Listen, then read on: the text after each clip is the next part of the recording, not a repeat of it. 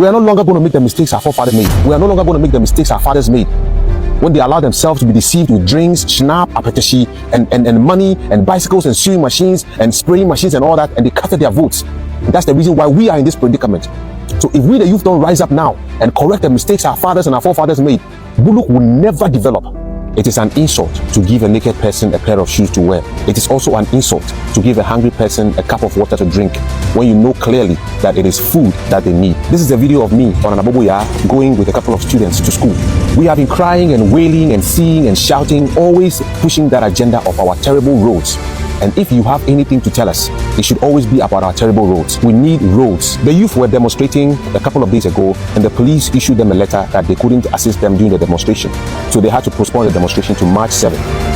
Why are all these things going on?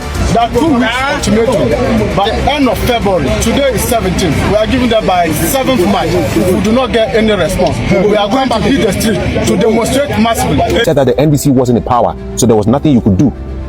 While there are other MPs whose parties were not even in power and they were pay you guys off and you still vote for them. So if this thing must work, we must all put our stomach aside and seek development. For the general paraphernalia, you go for gifts, and in turn you tend to vote back for the same party that doesn't. The little kids have to breathe in dust on their way to school. How about their health concerns? As little as they are on their way to school, they are breathing in dust. Back from school, on their way back from school, still breathing in dust.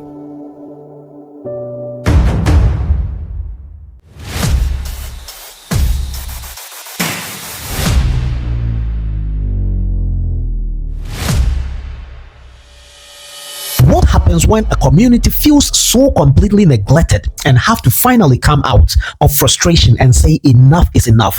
What happens when for decades roads are promised but never delivered? We are going to talk about why the Buluk traditional area has taken to the streets and whether or why it feels like Ghana has failed them. Stay with me, because what you're going to hear is going to break your emotions, and you will know that the people are in deep distress, and probably you might want to add your voice.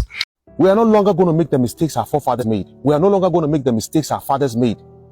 When they allow themselves to be deceived with drinks, schnapp, apetashi, and money, and bicycles, and sewing machines, and spraying machines, and all that, and they casted their votes. And that's the reason why we are in this predicament. So if we, the youth, don't rise up now and correct the mistakes our fathers and our forefathers made, Buluk will never develop. It is an insult to give a naked person a pair of shoes to wear. It is also an insult to give a hungry person a cup of water to drink when you know clearly that it is food that they need. My last video went viral where I was pleading to the president, His Excellency John Dramani Mahama. Personally, I feel very disappointed, and this video is a reminder to our Member of Parliament, Honorable Dr. Clement Apak. You became the Deputy Minister of Education firstly because we elected you to become the Member of Parliament to represent us. The people in the Buluk have always been crying and always been seeking for good roads, and that has been our primary objective. If you should do anything for Buluk, the first thing you have to tackle is about the roads and not a university. This is a video of me on Anaboboya going with a couple of students to school. We have been crying and wailing and seeing and shouting, always pushing that agenda of our terrible roads. And if you have anything to tell us, it should always be about our terrible roads. That's why I said it's an insult to promise or to give a naked person a pair of shoes. We don't need an Agric university for now. We need roads. The youth were demonstrating a couple of days ago, and the police issued them a letter that they couldn't assist them during the demonstration. So they had to postpone the demonstration to March 7th. Why are all these things going on? It is alleged that in your first and second term, you said that the NDC wasn't in power, so there was nothing you could do. While there are other MPs whose parties were not even in power and they were still expanding their roads and still seeking for development in their constituencies. I have to make this clear. I'm not making this video to attack any political party. I'm only seeking for development in my part of Ghana, in our constituency. And I think my voice goes very far, and the youth are also able to resonate clearly with what I'm saying, because this thing affects us all. I visited some of my mothers-in-law, their rooms. They have your pictures in their rooms. That shows how committed and devoted they are. That shows how much love they have for you. Now I'm beginning to understand. Jesus Christ came from Nazareth, but he never performed any miracle in Nazareth. You can go and check that out. I'm beginning to feel because the people have so much love for the party and so much love for you. So it's easy for you to neglect them. This video also goes to the constituents. During election time, you put your anger issues on the side. You put your pressing needs on the side, and you go for money, paraphernalia, you go for gifts, and in turn, you tend to vote back for the same party that doesn't develop your roads. So we have ourselves to blame also. We can't always be pushing the blame on our leaders. We have ourselves to blame also. And this is the time the youth must rise and push for that agenda for development. You can't seek development and be taking out breadcrumbs from the politicians and seeking development at the same time, because they know that come during election times, pay you guys off and you still vote for them. So if this thing must work, we must all put our stomach aside and seek development for the generation and the betterment of our kids that are coming. What I witnessed while I was in Fumbisi in December is an eyesore. For a whole week, I couldn't go anywhere than to stay in Fumbisi because there were armed robbers on the Fumbisi Road attacking people, hurting them, harming them, claiming their properties. Why are all these things happening? In the 21st century, there are places in your constituency where there's not even a network coverage. Teachers have to move from Wesi to Fumbisi to go and stay in the night while they have teachers' quarters because there's no access to internet. How can an ambulance transport people who need urgent medical care when the roads are terrible? Before you get to Boga or before you get to Tamale, you are already probably dead in the ambulance. These are pressing issues. We have been seeking this. The youth wanted to demonstrate and their demonstration was stopped. Why are all these things happening? Dear Deputy Minister of Education, Honorable Dr. Clement Park, your primary job and your primary responsibility is to become our MP and to lobby and seek for us to have better roads. Promising us an agric university is like an insult. That's how I see it. And like I said in my video, buying a naked person's shoes is an insult. You give them clothes to keep and uphold their dignity. So we don't need schools for now. You have been building schools, renovating schools, you have been cutting sword and all that. We need roads. We need roads. The youth are rising up now. And to my fellow youth, the way you are speaking with your voice, the way you are shouting, the way you are making noise to be heard. And during election time, if you drop all those values and you go for peanuts to come and vote for those same people who don't even care about your roads, and that's your own problem. And all these things are happening. This is your third term in office. After this tenure, you're going to be 12 years in parliament representing us. You make videos like this to bring people's knowledge to what's happening in your constituency, that there will be development, the road will be constructed for us all to have a peace of mind. And there are others who come here to attack you because their parents are affiliated to a particular party. That's the most painful thing. You speak for a group of people and there are some who will come and attack you, attack your integrity, simply because their allegiance have been bought. Even children cry when they are feeling uncomfortable. How much more we adults? Because we are not here to make noise. We are here to say something sensible and reasonable that people can understand that it's too much. Little kids have to breathe in dust on their way to school. How about their health concerns? As little as they are on their way to school, they are breathing in dust. Back from school, on their way back from school, still breathing in dust. And you have to keep quiet.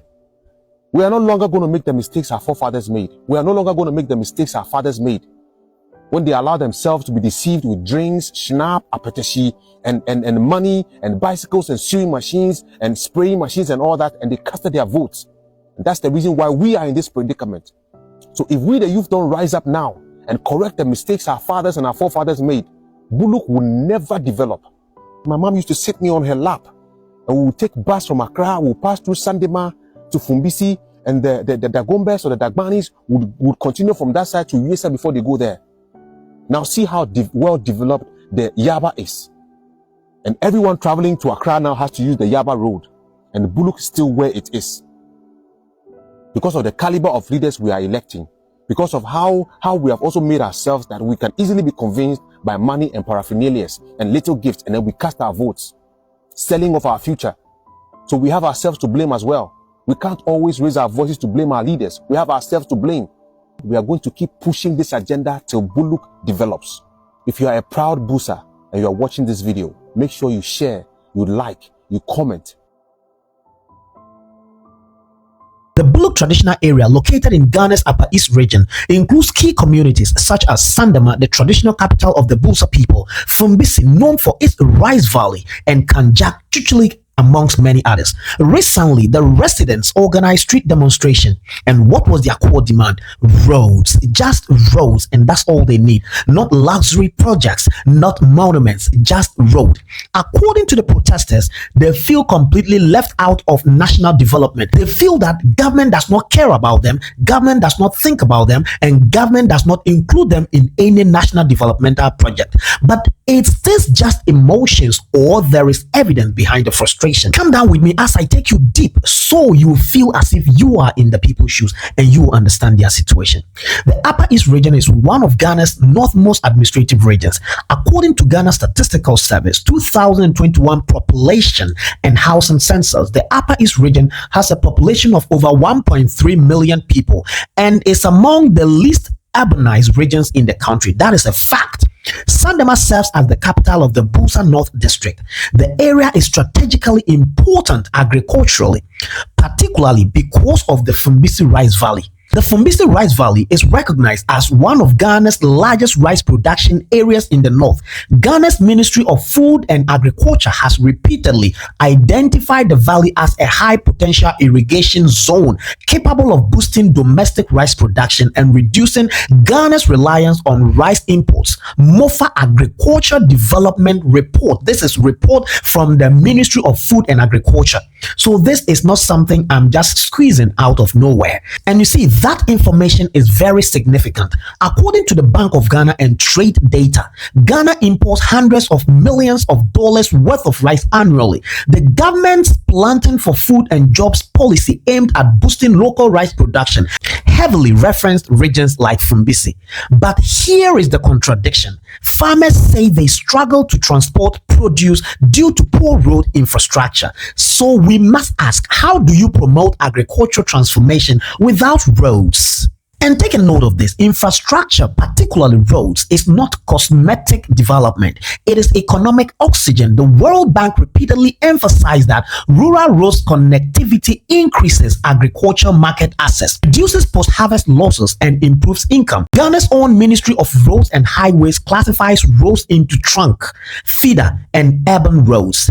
In northern Ghana, feeder roads are vital because they connect farming communities to markets. According to National Infrastructure audits in recent years, Ghana has over 94,000 kilometers of classified roads, but a significant proportion, especially feeder roads, remain unpaved or in poor condition. The northern region of Ghana historically has lower road density compared to the southern part of Ghana.